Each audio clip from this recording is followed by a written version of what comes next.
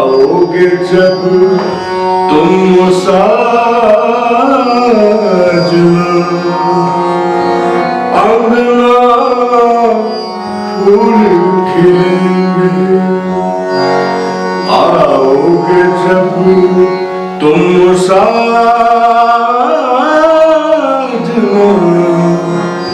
अंगना फूल खिलेंगे। बरसेगा सावन, बरसेगा सावन झूम झूम के। बंजारा बीट्स में आपका स्वागत है। मैं हूं ज्योति प्रकाश खरे। आज हम आपको मिला रहे हैं एक संगीत के महारथी जो परिचय के बिल्कुल भी मोहताज नहीं। उन्होंने बहुत कुछ ऐसा दिया हमारे बुंदेलखंड को, देश को, प्रदेश को, कोई उनका सानी नहीं है। चलिए सीधा उनसे पूछ लेते हैं कि आखिर उन्होंने अब तक किया क्या है। नमस्कार भाजपा जी, जैसा कि हमने उल्लेख किया कि आपका ट्रैक रिकॉर्ड बहुत बड़ा है। मैं चाहूँगा कि आप हमारे दर्शकों को बताएं कि आपकी इस म्यूजिक यात्रा की शुरुआत कब से हुई? मेरी संगीत की यात्रा की शुरुआत लगभग मुझे लगता है 35 साल मेरे को हो गए। मेरे घर में बचपन से ही संगीत का बहुत माहौल था। चूँकि मेरे पिताजी एक ग्वालियर घराने के प्रतिष्ठित घराने से थे और पंडित राजा भैया पूंछ वाले, जो ग्वालियर घराने के विश्व प्रसिद्ध गवैये थे, उनके वो गंडावत शागिर्द। तो वो सारे संस्कार, गायकी का एक जो मेथड है घराने का, तो वो हम लोगों को सब बचपन से विरासत में मिला, ये समझ लीजिए। तो वो एक संपत्ति हम लोगों को ऐसे ही मिल गई। तो जब बचपन में सुनते थे, हमारे यहाँ प्रोग्राम्स भी बहुत होते थे, सारे झांसी के जो है बड़े बड़े संगीतकार हमारे यहाँ आते थे। उसके बाद जो उस समय जसवंत सिंह जी आते थे, वीरेंद्र सिंह जी, रजनी आगवेकर जी, काफ़ी लोग सुबह 8 बजे से क्लास लगती थी हमारी। तो 4-4, 5-5 घंटे जो है संगीत ही होता रहता था। तो वो रोज दिमाग में स्वर अपने आप बैठ गए। तो ऐसे संगीत का मेरे को शौक चला कि मेरे को बड़ा अच्छा लगने लगा फिर संगीत, चूंकि घर में ही माहौल था। तो उसी हिसाब से मेरी संगीत की शुरुआत हुई। बंजारा जी, आपकी शिक्षा दीक्षा कहाँ हुई और कहाँ तक हुई? मेरी शिक्षा दीक्षा मैंने बीबीसी से बीएससी किया है और उसके बाद फिर मैंने मास्टर ऑफ म्यूजिक किया संगीत भास्कर। कहाँ से? प्राचीन कला केंद्र से। और संगीत प्रभाकर मैंने इलाहाबाद से किया। इन सब परीक्षाओं को मैंने काफ़ी अच्छे उससे उत्तीर्ण किया है। उसके बाद फिर मैं संगीत के ही माध्यम से अपने आप को प्रतिष्ठित या अपने आप को प्रतिस्थापित करने की चाह में उसी समय से मैं लगा रहा हूँ। भले ही मेरे को उसमें जॉब भी करना पड़ा। कहाँ आपने जॉब किया? ये ऑफबीट बात होती है। देखिए, मेरी घर की परिस्थितियाँ उतनी अच्छी नहीं थी उस समय, क्योंकि मेरी 4 बहनें थीं। मैं अकेला था सबसे भाइयों में सबसे बड़े थे? सबसे छोटा, बस 4 बहनें बड़ी। तो घर की स्थितियाँ उतनी अच्छी नहीं थी कि मैं बड़े किसी तालीम में जाता। तो मेरे को नौकरी करना मेरी मजबूरी थी। तो सबसे पहले मैंने जो जॉब किया वो मैंने सुरेंद्र राय जी के। अच्छा। सुरेंद्र राय जी का उस समय लेकर का काम था, तो मैं उनके यहाँ जॉब करता था। उसके बाद फिर मुझे लगा कि अब मेरे को थोड़ा और बढ़ना चाहिए आगे। तो फिर मैंने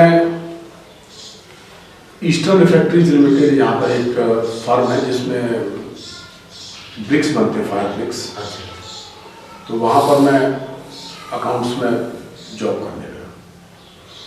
काफ़ी साल वहाँ जॉब किया मैंने। उसके बाद मैंने कानपुर में भी जॉब किया, वहाँ मैंने संगीत भी सीखा पंडित गंगाधर राव जी थे। कानपुर जाना क्यों हुआ? कानपुर जाना इसलिए हुआ कि उस समय भाई जॉब्स का प्रॉब्लम्स तो था ही, तो यहाँ पर संगीत में भी उतना कोई पब्लिक स्कूल तो थे नहीं, क्योंकि म्यूजिक टीचर एज ए मैं वहाँ पर वो हो जाता। तो यहाँ पर वहाँ महाराष्ट्रियन थे प्रकाश खरवाड़ जी, प्लस डिटर्जेंट कंपनी प्लस साबुन। तो वो यहाँ आए तो उन्होंने महाराष्ट्र समाज में जो है मीटिंग में कहा कि भाई जो यहाँ पर बच्चे जो इंटरेस्टेड है हमारे, वो हम उनको जॉब पे रख सकते हैं जी। तो मैं उनसे जाके मिला तो बोले ठीक है आप आइए देखते हैं। तो फिर मैं कानपुर में जॉब करा, लगभग 4 साल मैंने कानपुर में जॉब किया। वहाँ भी आपकी संगीत में यात्रा जारी रही? बिल्कुल, संगीत में तेलंग जी के यहाँ सीखता था, और वहाँ ऐसा था कि मैं सुबह 4 बजे उठ के सबसे पहले अपना खाना वाना बनाता था, उसके बाद 5 बजे मैं गुरु जी के पास जाता था। अच्छा, तब तक आप अविवाहित थे वहाँ? हाँ, अच्छा अच्छा। तो फिर उसके बाद मैं वहाँ सीखने जाता था। फिर गुरु जी के यहाँ से आने के बाद फिर मैं जॉब में 7:30-8 बजे में वहाँ ऑफिस पहुँच जाता था, शाम को फिर रियाज करता था मैं। तो ऐसा मैं 4 साल लगभग मैं कानपुर में रहा। उसके बाद फिर ये हुआ कि घर में सारी बहनों की शादी हो गई थी, तो माता पिता अकेले थे। तो मुझे भी लगा कि अब यहाँ पर तो मेरा रहना अब इतना जरूरी है। हाँ, तो मैं फिर यहाँ आ गया। तो यहाँ आ गया तो मैं मेरी जॉब उस समय छूट चुकी थी, तो मैं राजू आनंद जी के पास गया, क्योंकि वो मेरे पिताजी के गुरु भाई हैं। तो मैंने उनसे ऐसी प्रॉब्लम बताई कि मैंने राजू भैया ऐसी बात है मेरे पास। बोले नहीं, आप एक काम करो कि आप हमारे यहाँ जॉब करो, स्टूडियो में नहीं, सेल्स व्यवसाय जी। मैंने कहा ठीक है। तो मैं वहाँ जॉब करने लगा। एक दिन ऐसे ही मैं बैठा था, तो वो अंदर उन्होंने चैम्बर बुलाया कि समीर को बुला के लाइए। मैं पहुँचा, मैंने कहा भैया। बोले यार तुम जिस चीज़ के लिए बने हो वो यहाँ पर तुम्हारे लिए मुफीद नहीं है जी।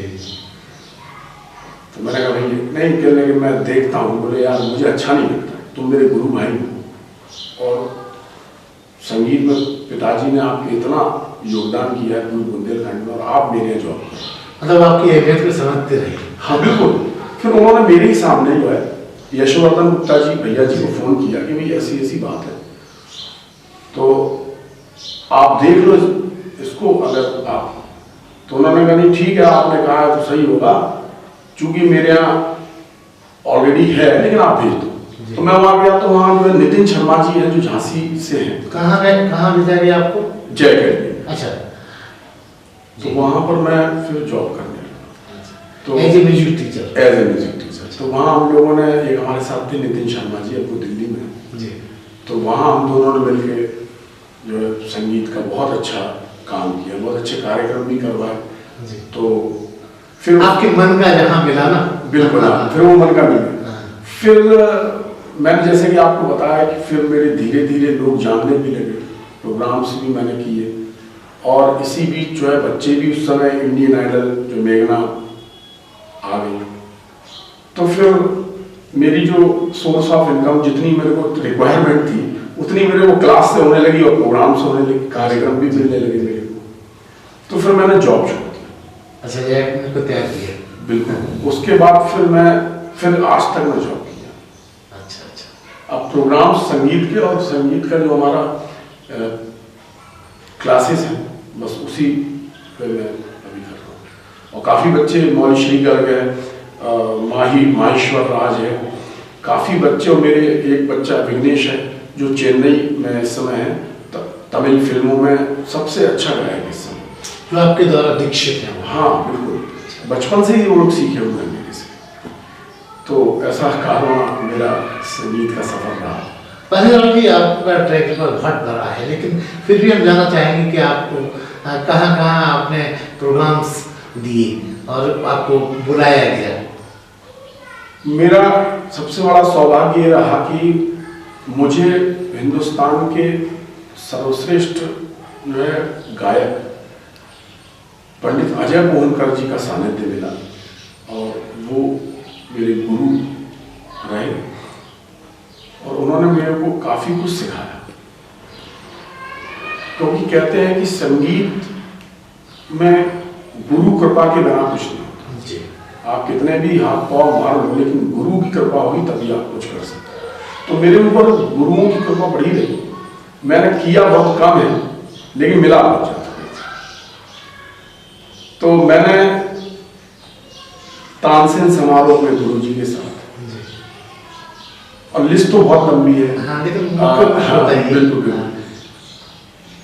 हिंदुस्तान का सबसे प्रतिष्ठित समारोह है बाबा हरवल्लभ जालंधर में, वहाँ मैंने अपना कार्यक्रम दिया। उसके बाद सामापा फेस्टिवल पंडित भजन सुरपुरी जी कराते हैं दिल्ली में जी, वहाँ मैंने दिया।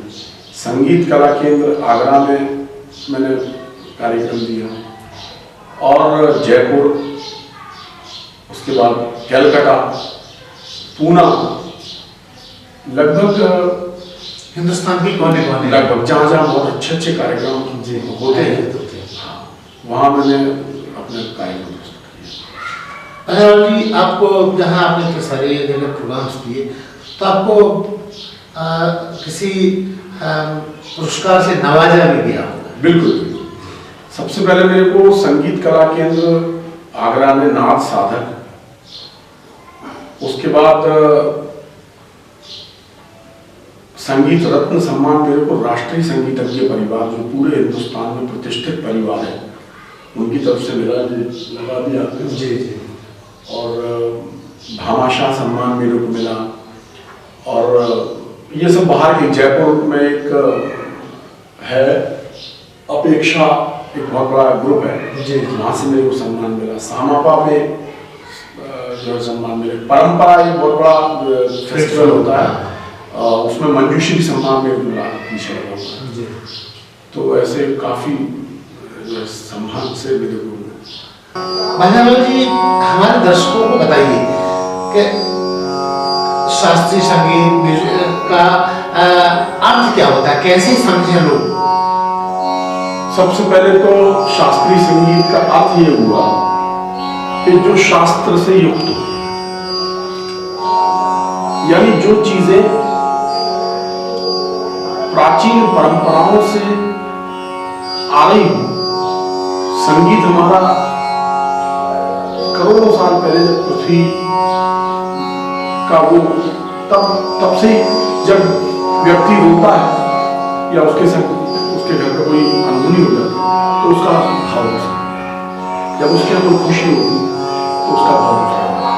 देखिए शास्त्रीय संगीत कैसे निकला, मैं आपको कि जो शास्त्रीय संगीत एक्चुअली लोक संगीत से, लोकगीत से। लोग कहते हैं साहब शास्त्रीय संगीत पहले नहीं, शास्त्रीय संगीत पहले नहीं आया, पहले लोकगीत आया। लोकगीत कैसे आया कि भारत में जगह जगह गांव में सूप का गाना है, सूप, जब चावल को कूटा जाता है उसका गाना है, बच्चा पैदा होता है सोहर, कहीं किसी का जन्म हुआ या कुछ बधाई तो उसका बधाई गीत है, होली का अलग अलग मौके पे, अलग मौके पे। तो उन सबको बड़े बड़े विद्वानों ने संग्रहित किया कि भाई इसका थोड़ा विस्तार और करके, स्वरों का विस्तार करके यदि इसको और अच्छे से सजाया जाए तो तब राग की संकल्पना हुई। राग माने, राग जो शब्द आया है वो रंजकता से आया, रंजकता माने रंग। तो संगीत परिजात में जो उसकी परिभाषा दी हुई है वो ये है कि राग शब्द रंग से आया, मतलब सुरों को हम रंगों की तरह लेते हैं।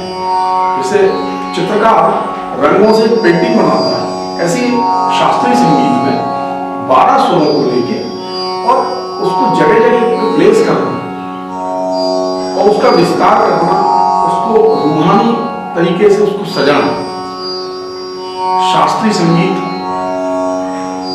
एक व्यवस्थित विधा है जिसमें एक सर्किल रहता है, उस सर्किल के बाहर नहीं जा सकते, उस राग के अंदर ही आपको रहना पड़ेगा। बाकी ठुमरी जो विधा है या गजल है, इसमें आप 2 रागों को भी मिक्स कर सकते हैं, 3 रागों को भी कर सकते हैं, उसमें कोई बाउंडेशन नहीं है। तो शास्त्रीय संगीत की जो परंपरा है ये बहुत प्राचीन है। पहले हमारे यहाँ ध्रुपद परंपरा थी, मंदिरों में ध्रुपद गाया जाता, पारंपरिक पद गाए, और जो सबसे बड़े संवाहक थे वो थी मीराबाई, जो खुद बहुत बड़ी गायिका थी, सूरदास। तो उनके नाम पे उन्होंने राग की भी संरचना करी, मीरा की मल्हार, मीरा मल्हार, बरसात के सूर मल्हार सूरदास जी ने। तो ऐसे कई रागों का सृजन भी किया। कुछ राग हमारे दर्शकों को बतौर नमूना जरूर। जैसे मैं अब देखिए, राग और लाइट म्यूजिक में, लाइट म्यूजिक और राग लोग अलग अलग रखते हैं। मेरे हिसाब से संगीत एक ही होता है। संगीत में 12 सुर का यूज होता है। बस ये जरूर बात है कि कुछ लोगों को कुछ अच्छा लगता है, कुछ लोगों को कुछ अच्छा लगता है, लेकिन है वो सब एक ही, है ना। जैसे यमन कल्याण है, तो यमन कल्याण में अब मैं बच्चों को ये सिखाता हूं। तो हमारा स्वर विस्तार है सानी रे ग रे नी रे नी दले रे ग मा रे ग नी रे ग मा रे सा। ये हमारे बहुत पुरानी पारंपरिक ठुमरी है।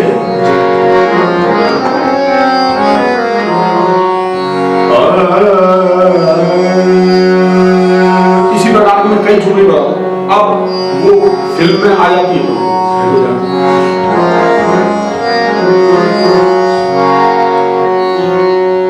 सावरिया से हो गए नैना चार,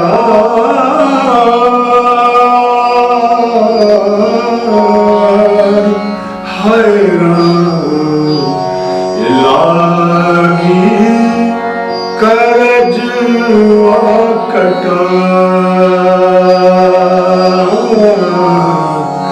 लागी करजवा कटा। तो आप इसको शास्त्रीयता में ले सकते हैं। अब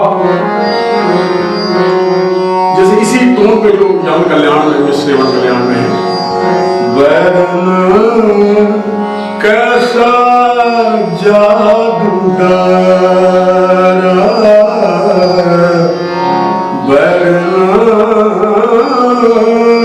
कैसा जादूगर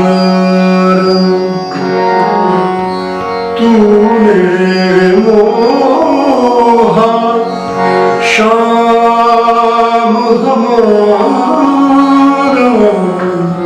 वरना कैसा जादूगर। ये पारंपरिक बंदिश है। लाल गोपाल हो रही है, लाल गोपाल गुलाल हमारी आँख में जिंदारो जो लाल। उसी में बंदिश हो गई तो प्रसिद्ध हो गई। आओगे जब, सेम टोन है, आओगे जब तुम साजना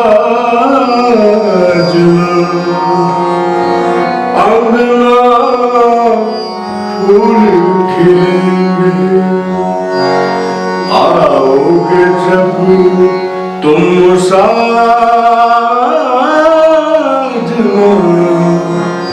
अंगना फूल खिलेंगे, बरसेगा सावन, बरसेगा सावन झूम झूम के, दो दिल ऐसे मिलेंगे, आओगे जब तुम साजना, अंगना फूल खिले। अब इसमें क्लासिकल आपके, अब ये लोग कहते हैं आप ये फिल्मी गाना, लेकिन मैं कहता हूँ ये शास्त्रीय संगीत जी, बस इसमें थोड़ा विस्तार कर दिया तो शास्त्रीय संगीत हो गया। देखिए सारे रे ग म ग रे ग रे पनी रे नी पद प ग प सा रे ग ग रे सा,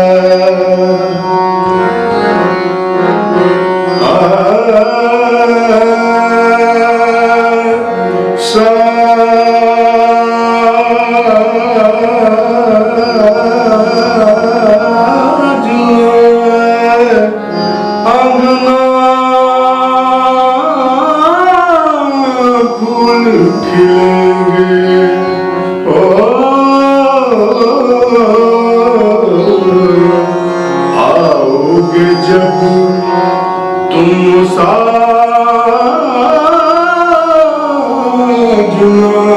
अंगना फूल खिलेंगे। विस्तार कर दिया तो ये क्लासिकल हो गया। ये फर्क हो जाता है क्लासिकल और जबकि लोग इसको फर्क मानते ही नहीं थे। अब देखिए क्या है कि आने वाला जो समय है, देखिए शास्त्रीय संगीत को कैसे परोसा जाए। अब मैं आपको बताऊं, जैसे आप बहुत ज्यादा शास्त्रीय संगीत मुझे लगता उतना मतलब सुनते तो अच्छे होंगे, लेकिन परिपक्व उतने नहीं, आप भी नहीं होंगे जी बिल्कुल, लेकिन आपको भी जो मैंने गाया अच्छा लगा, पल्ले तो बड़ा ही अच्छा लगा। ऐसा नहीं यार क्लासिकल है, ऐसा तो नहीं लगा, नहीं अच्छा लगा, आंखें सदाबंद हो रही थी तो खुशी हो रही थी। देखिए संगीत वो है जो कान को अच्छा लगे। मेरा मानना ऐसा है कि शास्त्रीय संगीत को जिन लोगों ने अलग किया है, मेरा ऐसा मानना है, मतलब मैं लोगों को बुरा भी ना लगे, अदरवाइज ना लगे, कि इसलिए भी अलग किया है क्योंकि वो करी नहीं हुआ। हाँ ये बिल्कुल ठीक कह रहा है, उनमें वो काबिलियत थी ही नहीं इसको उपजाने की। मतलब वो कहानी ऐसी हो गई कि नाच न जाने लगा, जिसको जितना आता था उधर या क्लासिकल नहीं, लेकिन क्लासिकल शास्त्रीय संगीत इतना विस्तार है कि अपने आप आध्यात्मिकता का एक विस्तार, और आध्यात्मिकता ईश्वर आपको दिखता है।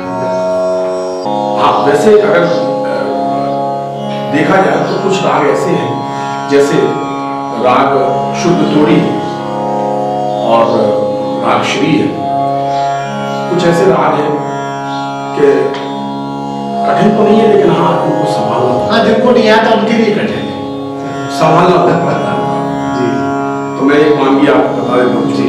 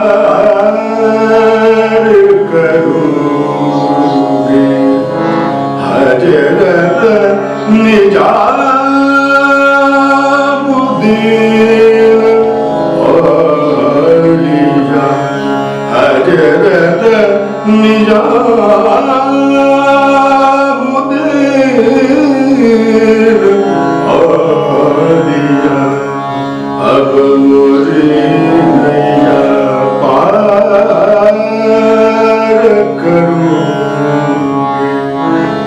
दुख दर्द सब दूर कर हर, दुख दर्द सब दूर कर हर, तन रस खान के लिए जो खबर या, तन रस खान के लिए जो खबर या, गज सकर के लार नैया, अब मुझे नैया पार करूंगी, अब मुझे नैया पार। पहलवान जी, जहाँ आप म्यूजिकल यात्रा में आप इतना रच बस गए, वहाँ आपके कुछ खास और शौक भी होंगे जो लोगों को पता ही नहीं। बिल्कुल बिल्कुल, मैं संगीत के अलावा जो मेरा बहुत बड़ा शौक है वो है क्रिकेट का। मैंने जीवन में इतना क्रिकेट खेला, इतना कि मतलब सुबह 5 बजे से लेके और शाम को 5-6 बजे तक कंटिन्यू, मतलब इतना जुनून सवार था कि नहीं भाई, और कुछ पता नहीं क्या होना क्या नहीं होना। किस एज में? मैं ये बता रहा हूँ आपको कि इंटर तक।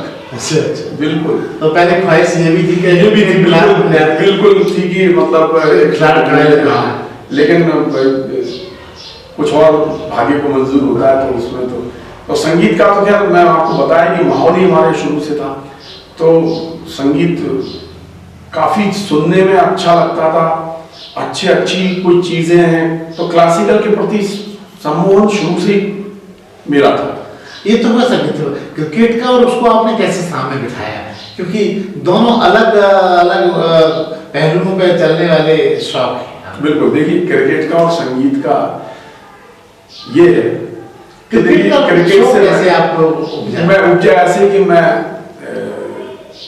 GIC में पढ़ता था, राजकीय इंटर कॉलेज में। तो उस समय क्या होता था, उस समय मैं आपको बहुत क्लियर बताऊं, परिस्थितियां नहीं रहती थी, किसी के पास ना तो बैट ना तो बॉल। अब वहां राजकीय इंटर कॉलेज में जो भी पढ़ने वाला है, आप समझ सकते हैं कि वो मीडियम से भी नीचे होगा तभी पढ़ रहा है वहां, क्योंकि वहां फीस बहुत कम होती है। तो हम लोग क्या करते थे कि जो टूटी हुई कुर्सी का वो जो डंडा रहता है उसको बैट बनाते थे, और पत्थर वहां थे ही तो पत्थर के लिए विकेट बनाते थे, और बॉल ऐसे करते थे कि वो जो टायर होता है ना, टायर उसको जो ट्यूब का वो बना के उसकी बॉल बनाते, ऐसे घंटों हम लोग खेलते थे। तो आज तो हमारे बहुत से दोस्त बड़े अच्छे प्रतिष्ठित स्थितियों में हैं, वो हम लोग याद करते हैं कि उस समय जो है, ये बात है 85-86, तो उस समय ऐसा बड़ा आनंद आता था भाई सब, अब तो खत्म हो गया वो काम पूरा। तो अनिल जी, आज जहाँ म्यूजिक से बिल्कुल समाये थे म्यूजिक में, तो ये वाला शौक क्या पीछे रह गया, या कभी कभी ये भी कोई बुलाता है? नहीं, शौक पीछे नहीं रह गया। अब ये हो गया है कि भाई अब तो टीवी पे क्रिकेट जब होता है तो क्रिकेट जरूर देखते हैं, चाहे कुछ भी हो जाए। अब चूंकि दोस्त भी नहीं है, खेल नहीं पाते, हाँ, और अब उतना बॉडी भी काम नहीं करता है, मौका लगेगा तो बिल्कुल खेलेंगे। पहले जी, देखा गया है कि म्यूजिक एक ऐसी साधना है जो अविरत चलती रहती है। नए बच्चों को अगर सीखना है, आपसे इंस्पिरेशन लेके कुछ आप जैसे बनने की ख्वाहिश हो, तो उनको किस तरह की तैयारी करनी चाहिए? देखिए, ये संगीत की जो तालीम है, ये गुरु शिष्य परंपरा के अंतर्गत ही हासिल हो सकती है। लोग अगर ये सोचते हैं कि अब मैं स्कूल में रह के और मैं कर लूँ, तो वो ठीक है, डिग्री तो उसको मिल जाएगी, लेकिन उसको वो जो परफॉर्मेंस है या जो गायकी का हुनर है वो उसको प्राप्त नहीं हो सकता। वो एक संस्कार है, वो गुरु के सानिध्य में घराने बंद जो तालीम वो की जाती है, तो मेरे यहाँ जो बच्चे आते हैं मैं उनको यही समझाता हूँ कि भाई ठीक है, आप अरिजीत सिंह को सुन रहे हैं, ये सुन रहे हैं, लेकिन अरिजीत सिंह को बनने के लिए कितना संघर्ष करना पड़ा हो, ये तो आपने देखा नहीं। आपने तो सिर्फ उसका गाना सुना, तो आप डायरेक्ट उस छलांग पर जाना चाहते हो, तो आप कैसे संभव, आप एकदम जो है 20वीं सीढ़ी पे नहीं चल सकते। तो आपको धीरे धीरे धीरे धीरे चीजें समझना पड़ेगी। पहले राग के थ्रू समझना पड़ेगी, फिर उसको किस प्रकार विस्तार करना है, उसके बाद कैसे आप परफॉर्म करेंगे। तो ये इस प्रकार की परंपरा से मैं सिखा रहा हूँ, उसमें मैं सक्सेस भी हुआ और बच्चे मेरे यहाँ के जो है काफी अच्छे स्तर पे गाते हैं। कितने बच्चों को आपने अभी तक लगभग शिक्षा दीक्षा दी, कितने बच्चे होंगे? देखिए अभी तो मेरे पास लगभग 150 बच्चे सीखते हैं एट प्रेजेंट। मुझे लगता है कि मैंने कम से कम 500 से 600 बच्चे अभी तक मैंने तैयार किए होंगे, जो हिंदुस्तान में काफी जगह उड़ान भर चुके हैं। बिल्कुल, काफी जगह परफॉर्मेंस भी कर रहे हैं और अपना नाम भी उनका है। कोई किसी प्रकार से, कोई एडिटिंग में है, कोई अरेंजिंग में है, तो कहीं ना कहीं किसी रूप में व्यवस्थित है वो व्यक्ति। क्या मानते हैं कि आज का जो कान फोड़ू जो म्यूजिक है, ये इस विधा को प्रभावित करता है? जो आप देखिए, शास्त्रीय संगीत एक ऐसा वृक्ष है कि जो आने वाले कोई से भी समय कभी भी वो हमेशा ही छाया देगा, लुप्त तो नहीं हो सकता, कभी हो ही नहीं सकता। शास्त्रीय संगीत आध्यात्मिक संगीत है, ईश्वर की आवाज है। तो जो आजकल का जो संगीत है, तो वो सिर्फ एक ग्लैमर पैदा करने के लिए, पैसा कमाने के लिए। संगीत का वास्तविक अर्थ ईश्वर की अनुभूति करना है। और हम लोग बड़े सौभाग्यशाली हैं कि हिंदुस्तान में रहते हैं। हिंदुस्तानी संगीत पूरी दुनिया में सब जगह सुना जाता है और हमारे यहाँ लोग कम तालीम ले रहे हैं, बाहर ज्यादा ले रहे हैं। सबसे बड़े बड़े स्कूल ऑस्ट्रेलिया, कनाडा, सब जगह। मैं खुद देखता हूँ, जब मैं तानसेन समारोह या हरवल्लभ किया था, तो इतने फॉरेनर्स बैठते हैं कि बीच में इंडियंस तो उठ के चला भी जाएगा, लेकिन जहां गाना शुरू हुआ या जहां वादन शुरू हुआ, उन्होंने अपने गर्दन को इस तरह रखा और वो आध्यात्मिक अनुभूति में मैंने देखा कि 4-4 घंटे में कैसे। तो एक बहुत बड़ा वो है उनका डेडिकेशन। मैं आपको बताऊं, राजन साजन जी, पंडित जी बहुत बड़े गायक हैं हिंदुस्तान के। तो एक बार उनकी वो बता रहे थे कि हम लोग गए, इंग्लैंड में प्रोग्राम था लंदन में, तो राग श्री बड़ा टिपिकल राग है, बड़ा। तो बोले हम लोग तो पहले ये सोचे कि मैं अभी क्लासिकल गा रहा हूँ, मुझे लोग समझ में नहीं आएगा, ये करेंगे, ये तो रिस्पॉन्स ही नहीं करेगा, हम लोग को इसके अलावा कुछ आता नहीं। तो मैं कहा चलो ठीक है, अब आए हैं तो भाई अब कार्यक्रम तो देना ही। तो बोले हम लोग जैसे ही पहुंचे दोनों भाई और तानपुरा मिला के और हम लोगों ने गाया। तो बोले गाना गाने के बाद अमूमन ऐसा होता है कि तालियां बजती है। बोले वहां कोई सुई सन्नाटा। तो बोले हम लोगों ने बड़ा वो गाया अपना गाना, इसका मतलब खराब हो गया। तो बोले हम लोग जब वापस लौट के आए तो वो सारे मैंने कहा कि हम लोगों ने कहा कि भाई ताली, कहले सर आपने ताली बजाने का मौका ही कहाँ दिया। आपके गाने के 15 मिनट तक हम लोगों को तो यही लग रहा था कि शरीर आगे पूरे में चल रहे हैं। तो वो उस आध्यात्मिकता से सुनते हैं। बिल्कुल। तो वो एक संगीत हमारे भारतीय संगीत है। तो भारतीय शास्त्रीय संगीत तो हमेशा अजर अमर है और तार जिंदगी जब तक ये पृथ्वी रहेगी, क्योंकि ये शंकर जी की बनाई हुई विधा है। उन्होंने अपने मेहनत से संगीत को पृथ्वी पर वो किया, तो वो खत्म होने का सवाल ही नहीं। भाईजान जी, जहाँ आपका इतना लंबा चौड़ा ट्रैक रिकॉर्ड है, वहाँ अवरोध किस तरह के आए आपके जीवन में? मुश्किलें कहाँ हैं? मुश्किलें बहुत आई सीखने के लिए। देखिए काफ़ी चीज़ें जब आप सीखते हो या तो कई बार ऐसा होता है कि आपका परफॉर्मेंस कभी अच्छा भी नहीं होता, तो उस समय बड़ा डिप्रेशन भी होता है, लोगों की आलोचनाएं भी झेलनी पड़ती हैं, क्योंकि संगीत एक ऐसा वो है कि ये तो मंची विद्या है, ये कोई लिखित लाइव में सारा लाइव है सर। तो कई बार कई चीज़ें जीवन में अवरोध लेके आई कि भाई अब इसको करें नहीं करें, तो ऐसे ही जॉब में भी आई जब, तो ये संघर्ष जो है अभी तक चल रहा है, चल ही रहा है। संगीत तो जीवन का संघर्ष एक साथ आदमी का चलता रहता है, तो वही उसके हिसाब से मैं संगीत को ले रहा हूँ। तो जहाँ इतना सब कुछ होता है तो एक सवाल आमतौर पर पूछा जाता है कि आपकी इस पूरी सफल यात्रा के पीछे किसको आपको श्रेय देना चाहेंगे, किसका हाथ मानते हैं? तो ये मैं सबसे पहले तो मेरे मदर फादर जिन्होंने मेरे को संगीत में सिखाया, कहीं ना कहीं उन्होंने मेरे ऊपर संगीत की संस्कार दिए, पल्लवित किए। उसके बाद मैं पूरा श्रेय अपनी पत्नी को देता हूँ। क्या वो भी संगीत शिक्षित नहीं, वो बिल्कुल शिक्षित दीक्षित नहीं है। उन्हें संगीत से लेकिन लगाव बहुत है, संगीत सुनना बड़ा अच्छा लगता है। तो उन्होंने मेरे को हर पल, जब भी मैं परेशान हुआ, कभी पैसों की कमी से हुआ या कभी किसी की वजह से हुआ, तो उन्होंने कभी भी उस चीज़ को मेरा अभी तक मनोबल हमेशा बढ़ाया कि कोई बात नहीं। तो सबसे, और फिर मेरी कितने बच्चे हैं आपके? एक ही बेटी मेरी। अच्छा। वो अभी दिल्ली में IIT में उसका सिलेक्शन हो गया है जी, और उसने भी उत्तर प्रदेश संगीत नाटक अकेडमी में फर्स्ट पोजीशन में संगीतमयी है। बिल्कुल। अच्छा। तो बचपन से ही संगीत जी, और बहुत ही लाजवाब गाती है जी, और स्टडी में भी बहुत आगे हो, तो फिर उसका IIT में सिलेक्शन हो गया। क्या नाम है उनका? पूर्वी भालेराव। पूर्वी जो है एक राग का भी नाम है, एक थाट का। अच्छा, इसका नाम है जी।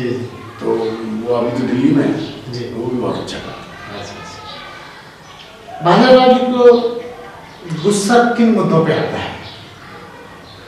गुस्सा वैसे तो संगीतकारों को आता ही नहीं। गुस्सा तब आता है कि जो बच्चे आते हैं वो सिंसियरली उस तालीम को जिस तालीम से, जिस संघर्ष से गायन को सीखना चाहिए, तो वो बड़ा हल्के में लेते हैं उसको।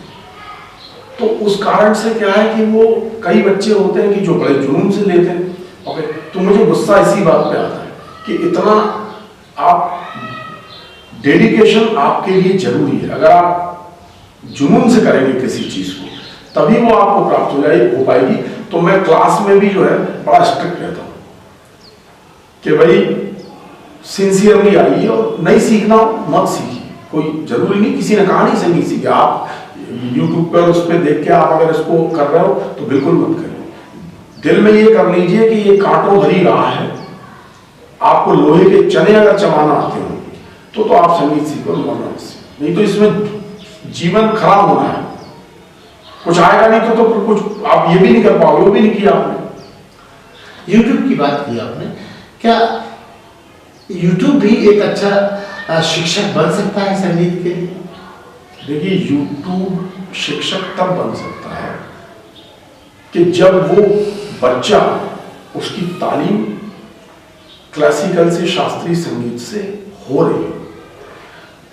डायरेक्ट अगर वो YouTube से सीखता है, क्योंकि जो चतुर होते हैं वो सोचते हैं कि हम समीर भाई के पास क्यों जाए, हम इसी से अपना ज्ञान बढ़ाएं।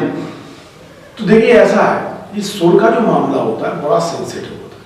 सुर ऐसा होता है कि आप किसी को फूल भी मार दें, किसी को फूल टच कर दें, तो जो एहसास आपको उस फूल का होगा उतने एहसास से ही सुर इधर उधर हो जाता है, बेसुरा हो जाता है। सुर इतना सेंसिटिव होता है।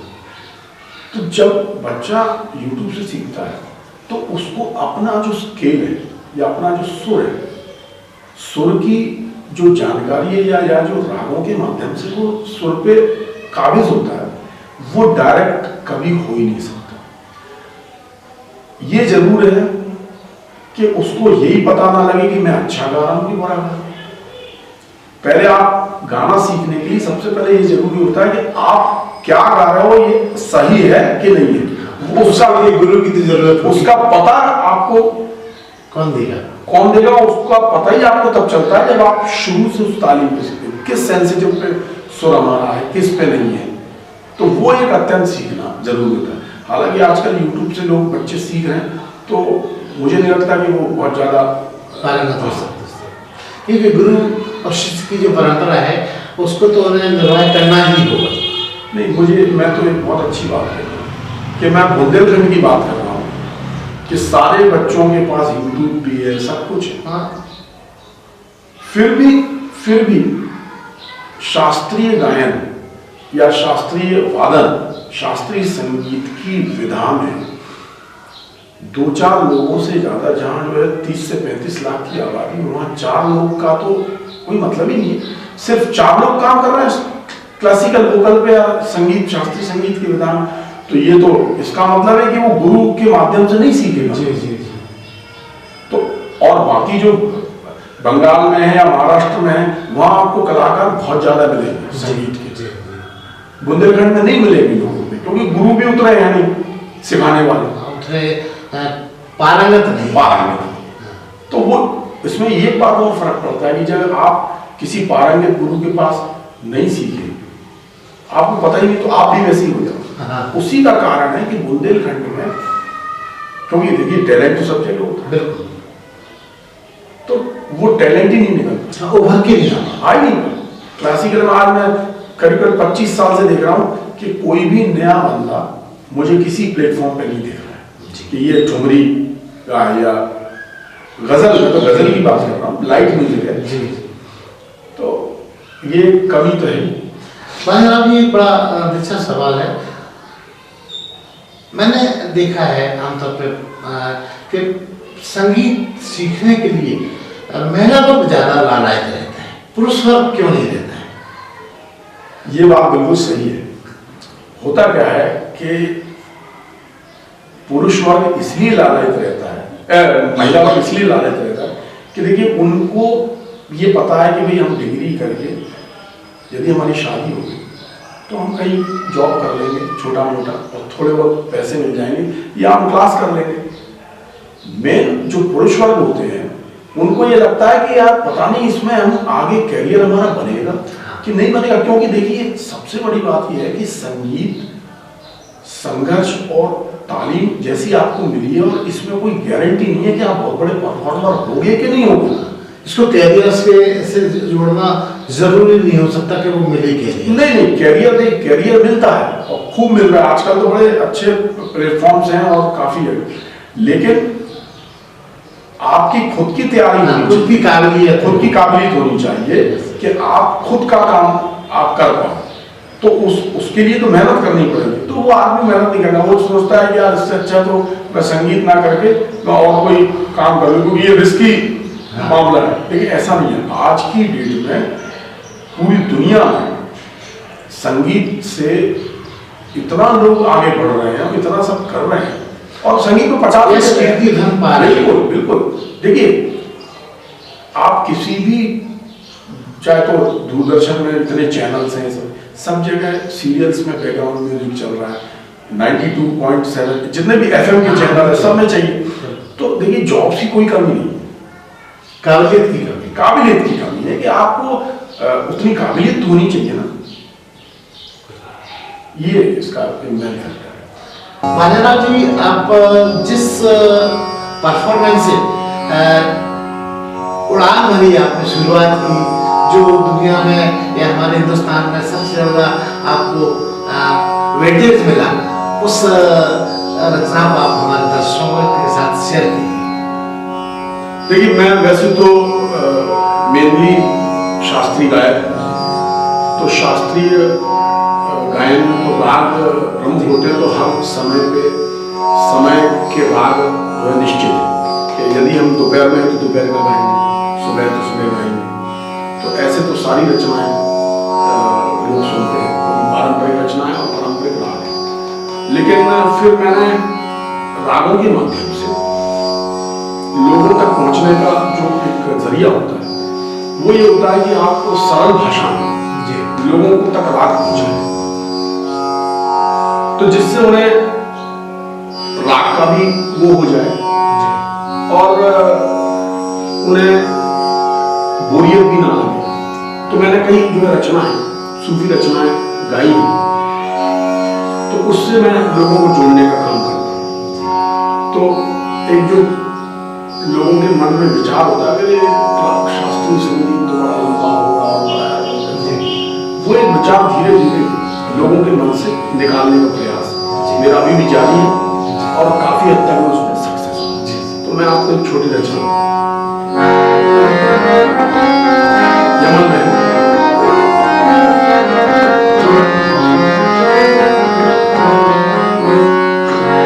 तो मैं हमेशा जो प्रस्तुत करता हूँ लगभग करता ही हूँ।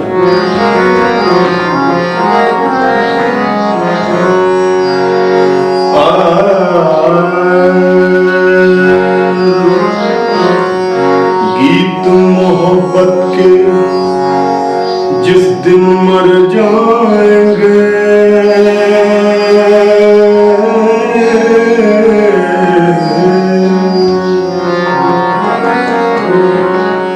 गीत मोहब्बत के जिस दिन मर जाएंगे,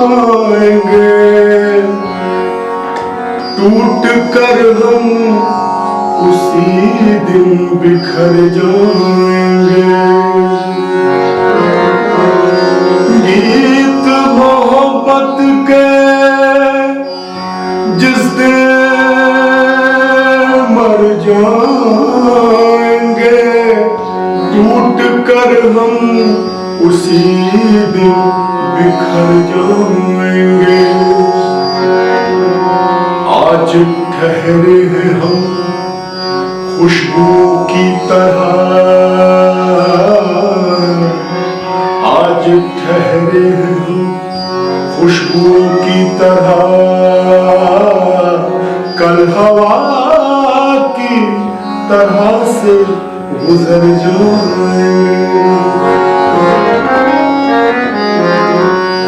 हम फकीरों से जो चाहे वो दुआ ले जाए, हम फकीरों से जो चाहे वो दुआ ले जाए, हम फकीरों से जो चाहे वो दुआ ले जाए, हम फकीरों से जो चाहे वो दुआ ले जाए, कल खुदा जाने, खुदा जाने,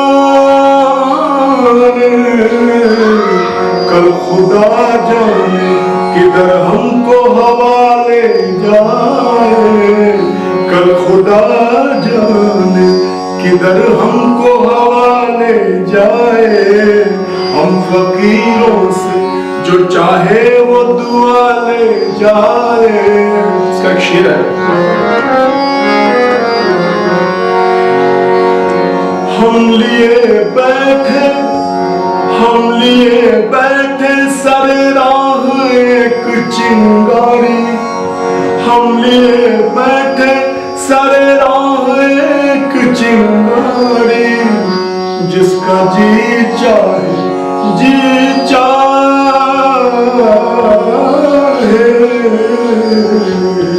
जिसका जी चाहे चरागों को जला ले जाए, जिसका जी चाहे चरागों को जला ले जाए।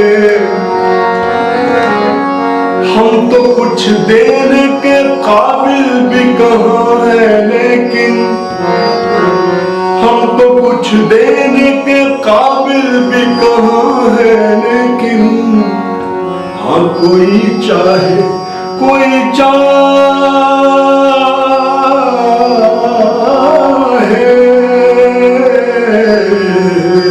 हाँ कोई चाहे तो जीने की अदा ले जाए। हम फकीरों से जो चाहे वो दुआ ले जाए, हम फकीरों से जो चाहे वो दुआ ले जाए। चाहे वो दुआ ले जाए, कल खुदा जाने, खुदा जाने, कल खुदा जाने,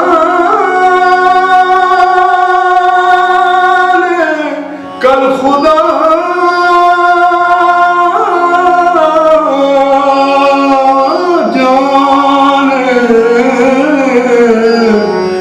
खुदा जाने किधर हमको हवाले जाए, कल खुदा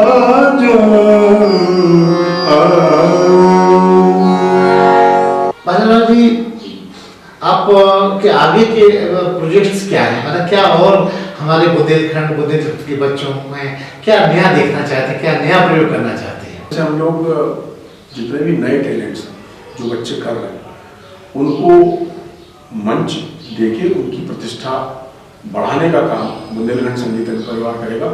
और उसके अलावा मैं महाराष्ट्र समाज में गणेश संगीत विद्यालय हमारा बहुत बड़ा एक, जिसको जो है लगभग 100 साल होने का है, रानी लक्ष्मीबाई के जमाने, हाँ, मेरे ख्याल से वही सी मंदिर में शादी भी उनकी। बिल्कुल बिल्कुल। तो वहाँ जो संगीत विद्यालय है तो वो उसका मैं अध्यक्ष हूँ। तो समय समय पे हम लोग काफ़ी प्रोग्राम वहाँ करते हैं। झांसी में इंडियन क्लासिकल के प्रोग्राम अगर कहीं होते हैं तो वो सिर्फ और सिर्फ महाराष्ट्र समाज में ही होते हैं जी। या तो फिर प्रभु रामलाल जी संगीत विद्यालय के प्राचार्य हैं श्री कृष्णकांत झा साहब जी, वो बड़ी मेहनत करके क्लासिकल के प्रोग्राम कराते हैं। वरना पूरे बुंदेलखंड में कोई भी शास्त्रीय संगीत का कार्यक्रम नहीं करता, क्योंकि शास्त्रीय संगीत का कार्यक्रम करवाना ही अपने आप में बड़ा चैलेंज होता है, चुनौती का। और इस चुनौती में हम लोग काफ़ी सक्सेस हुए, काफ़ी लोगों ने सराहा और लगातार वो कार्यक्रम हमारे यहाँ चल रहे हैं। बाहर से हम लोग आर्टिस्ट को बुलाते हैं, तो हर साल 4 प्रोग्राम हम लोग साल जी। बाजीराव जी, हमारा ये बंजारा बीट्स प्लेटफॉर्म भी आपकी जो परिकल्पना है उसी से मिलता जुलता है। हम भी नए टैलेंट्स को स्थान देने के लिए बंजारा बीट का निर्माण किया है, और हमारी नई पौध के लिए आप अपने तरीके से क्या संदेश देना चाहेंगे ताकि वो भी आने वाले कल में आपको अनुसरण करें? आने वाली पीढ़ी को जो भी बच्चे सीख रहे हैं और उनमें काफ़ी टैलेंटेड मेरे को दिख रहे हैं, और आने वाले समय में झांसी और बुंदेलखंड में बड़े अच्छे बच्चे हिंदुस्तान के स्तर पर अपना परचम लहराएंगे। तो मेरी कोशिश है कि बच्चों को उस तालीम से सिखाया जाए, और सीख भी रहे हैं। और आने वाले बच्चों को मैं यही कहना चाहता हूँ कि जो भी काम करें जुनून के साथ करें। इस झांसी की पवित्र भूमि है जिसमें रानी लक्ष्मीबाई ने पूरे अपने बलिदान से पूरी दुनिया में प्रसिद्ध है, तो कम से कम संगीत में ऐसा काम करें। यहाँ पर देखिए मेरे पिताजी स्वर्गीय प्रभाकर बालेराव, पंडित शंकरराव पांसे जी, आदिल खान उस्ताद गिरधारी मास्टर, ऐसे बड़े बड़े नाम जो झांसी में जिन्होंने काम किया है। तो उसी परंपरा के अनुसार वो बच्चे शास्त्रीय संगीत में जरूर काम करें, वो कर रहे हैं। मेरे यहाँ तो मैं तो देख रहा हूँ कर रहे हैं, बाकी बाहर पता नहीं, लेकिन मैं अपना खुद बता रहा हूँ बच्चे कर रहे हैं। और उनका टैलेंट आपको आने वाले 5 से 10 सालों में जरूर झांसी के लिए अच्छा लोग मिलेंगे कलाकार। तो ये थे समीर भालेराव जी, जिन्होंने संगीत में अपना पूरा जीवन लगा रखा है। नई पीढ़ी के लिए ये अनमोल उपहार की तरह है। हमसे बातचीत करने के लिए बहुत बहुत धन्यवाद। इस चैनल को लाइक और सब्सक्राइब करना ना भूलें। देखते रहिए बंजारा बीट्स।